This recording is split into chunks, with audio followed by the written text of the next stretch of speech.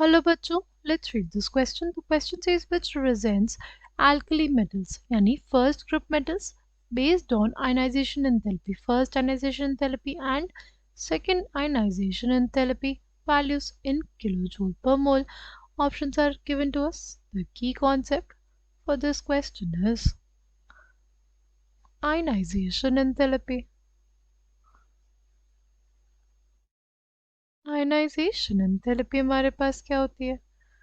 Ionization enthalpy is basically the amount of energy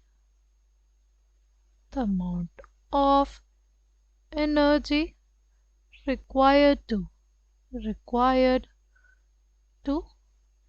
remove a loosely bound electron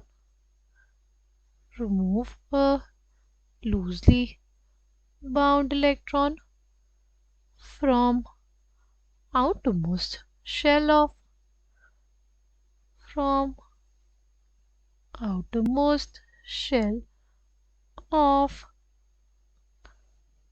an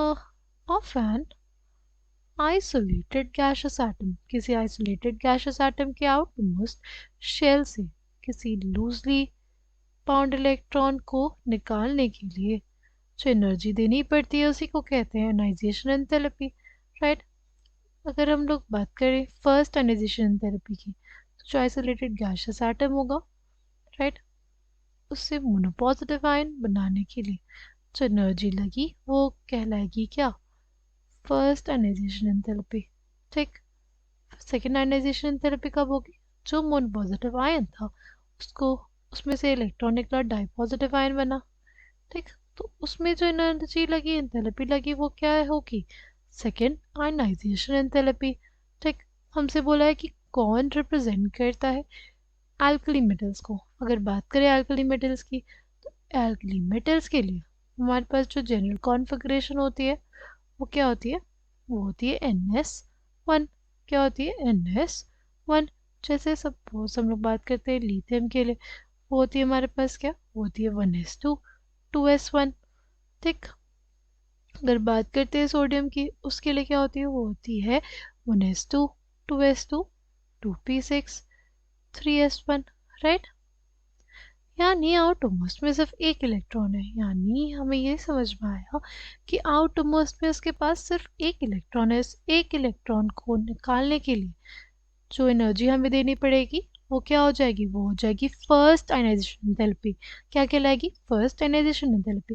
अगर एक electron निकल गया, अगर हमारे पास इसमें से एक इलेक्ट्रॉन निकल गया, Na+ बन गया, तो इलेक्ट्रॉनिक कॉन्फ़िगरेशन क्या हो जाएगी? हो जाएगी 1s2 2s2 2p6, right, which is similar to that of neon, which is a noble gas. और इस noble gas कॉन्फ़िगरेशन से इलेक्ट्रॉन को निकालने के लिए हमें बहुत ज़्यादा एनर्जी देनी पड़ेगी. बहुत ही ज़्यादा एनर्जी देनी पड़ेगी. इस वजह से हम लोग ये कहते हैं कि जहाँ पे अगर हमारे पास जो फर्स्ट आयनाइजेशन एंथैल्पी की वैल्यू कम होगी और सेकेंड आयनाइजेशन एंथैल्पी की वैल्यू बहुत ज़्यादा होगी, वही हमारे पास रिप्रेजेंट करेगा कि इसको एल्कली मेटल को. इसमें देखो सिर्फ ट्वाइस हो रहा है, राइट. ये अप्रॉक्सीमेटली कितना हो रहा है? ये अप्रॉक्सीमेटली हो रहा है थ्राइस, राइट.